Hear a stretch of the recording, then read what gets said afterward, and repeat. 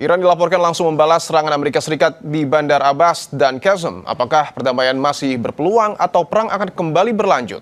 Kita bahas bersama dosen internasional Institute for Islamic Studies, Qasim Muhammadi, dan juga dosen hubungan internasional Universitas Erlangga, Muhammad Ayub Mirdad.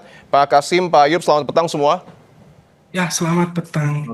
Baik, saya ingin ke Pak Qasim terlebih dahulu bahwa Anda sedang berada di Iran. Pak Qasim, bisa digambarkan seberapa besar sebenarnya serangan Amerika pagi tadi ke Iran? Apakah ada korban jiwa? Ya, sampai sekarang berdasarkan informasi yang saya dapat, ada 2 orang yang sudah tewas dan ada beberapa yang terluka. Kita ketahui bahwa Amerika Serikat itu telah melanggar berbagai klausul MOU dalam banyak hal. Misalnya kita menyaksikan ancaman Amerika Serikat itu setiap hari terhadap Iran, sementara klausul 1 MOU itu dengan jelas menyatakan bahwa tidak ada pihak yang berhak untuk mengancam pihak yang lain. Serta dalam sama klausul, klausul 1, dinyatakan bahwa serangan terhadap Lebanon harus dihentikan, akan tetapi serangan-serangan tersebut itu masih berlangsung dan penarikan pasukan Israel itu dari Lebanon belum juga dilakukan. Oke, saya ingin ke Pak Ayub. Analisa Anda, Pak Ayub, melihat prosesi pemakaman yang sedang berlangsung, artinya Iran sedang berkabung, tetapi Amerika justru melancarkan serangan. Apa sesungguhnya alasan Amerika? Apakah ini juga sebagai upaya untuk menekan negosiasi yang akan berjalan pada 11 Juli nanti?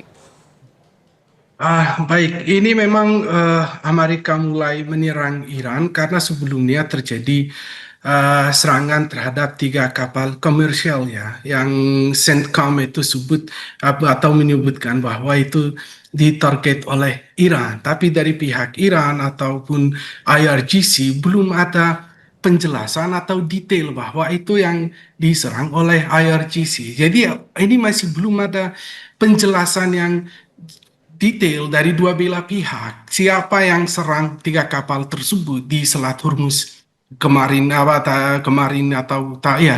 di Selat Hormuz. Jadi akhirnya Amerika Serikat menarget atau diserang 80 lokasi lebih di Iran Selatan. Jadi ya memang ini akan mempersulit dan kompleks situasi atau MOU antara 2 negara, Iran dan Amerika Serikat. Tapi ada juga analisa yang saya baca oleh salah satu analis dari Iran. Beliau sampaikan bahwa 3 kapal tersebut yang meledak atau diserang itu bukan karena rudal atau drone, tapi karena ranjau-ranjau yang ada di Selat Hormuz ini dan pas sedang melakukan pembersihan di selat tersebut, akhirnya kapal-kapal ini meledak sendiri, tidak ada target atau rudal yang dari pihak Iran. Jadi selama ini sampai saat ini belum ada penjelasan yang detail atau tepat siapa yang serang dan kenapa yang serang kapal-kapal tersebut. Tapi cukup beralasan tidak, Pak Ayub, ketika Amerika Serikat menyerang Iran ketika prosesi pemakaman Ali Khamenei masih berlangsung? Nah, kalau saya lihat ini lebih pada kebetulan operasional daripada pesan politik yang sengaja ya, karena dinamika yang ada di Selat Hormuz punya alur sendiri selama kita lihat sejak bulan Februari. Tapi terlepas dari kalender pemakaman Ali Khamenei ya, tapi dari sisi persepsi publik di Iran, ya ini berisiko dibaca sebagai penghinaan tambahan. Penghinaan tambahan. Ya, dan momen tersuci mereka ya. Karena Ali Khamenei seorang supreme leader, pemimpin tertinggi dan imam di sana. Yang ini akan justru bisa mengeraskan sikap Teheran. Ya, nanti kita akan lihat respon Iran terhadap serangan Amerika Serikat seperti apa. Tapi tentu akan ada serangan menurut saya. Baik, saya ingin ke Pak Qasim. Bagaimana respon rakyat Iran melihat serangan ini, Pak Qasim? Karena informasi yang beredar juga Garda Revolusi ini juga telah menyerang fasilitas militer di Bahrain dan juga Kuwait milik Amerika Serikat. Iya, saya pikir kalau rakyat Iran mereka sudah menunjukkan dalam jutaan yang berpartisipasi di pemakaman Ayatollah Said Ali Khamenei itu bahwa bagaimana mereka mendukung pemimpin mereka dan pemimpin yang syahid. Dan saya kira yang paling mencolok adalah bendera merah pembalasan dan dan angkatan bersenjata juga secara resmi telah menjanjikan pembalasan yang akan segera terjadi. Oleh karena itu, saya kira kalau rakyat Iran itu mereka pasti mau pemimpin tertinggi mereka dibalas dendam dan berdasarkan perjanjian yang dikeluarkan dari IRGC juga dari Menteri Intelijennya Iran itu saya kira akan terjadi. Dan saya kira kalau sikapnya Amerika Serikat khususnya baru-baru ini Trump dia bilang kalau menurut saya, ini katanya Trump, dia bilang kalau menurut saya kalau MOU itu sudah mati, tidak bisa berlanjut lagi. Saya kira itu berdasarkan ketakutannya dia karena balas dendam itu saya kira itu sangat serius sekarang, yakni rakyat Iran itu sangat meminta itu.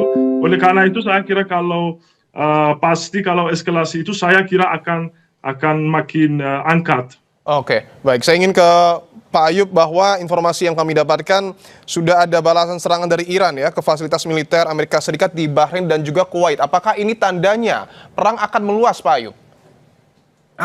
Betul. Kalau memang saya selalu bilang kalau serangan-serangan ini berlangsung dan target negara-negara tetangga tentu bisa jadi perang ini meluas karena negara-negara tersebut secara tidak langsung tidak terlibat. Tapi ya tentu alasan yang Iran selalu serang negara-negara tersebut karena mereka memberikan tempat atau pangkalan militer bagi Amerika Serikat dan di sisi lainnya Iran juga punya hak untuk menyerang mereka.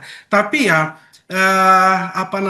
tentu kalau ini serangan-serangan tersebut ini berlangsung dan berkali-kali terjadi, menurut saya akan ada respon dari negara-negara seperti Bahrain, Kuwait, Qatar, termasuk Arab Saudi ataupun UAE akan ada respons baik terhadap Iran. Tapi mereka memang tidak bisa saya katakan berani seperti itu akan langsung respon ke Iran, tapi mereka tahu kalkulasinya dan konsekuensinya kalau mereka respon Iran keras atau kirim rudal atau menyerang Iran, itu akan mereka tahu apa akan terjadi di negara-negara tersebut. Oleh karena itu sampai saat ini negara-negara yang ada di Teluk ini sangat berhati-hati dengan Iran karena secara kekuatan militer mereka tidak bisa berperang dengan Iran, tapi kalau serangan Iran tetap berlangsung, menurut saya akan mungkin mereka secara kolektif ya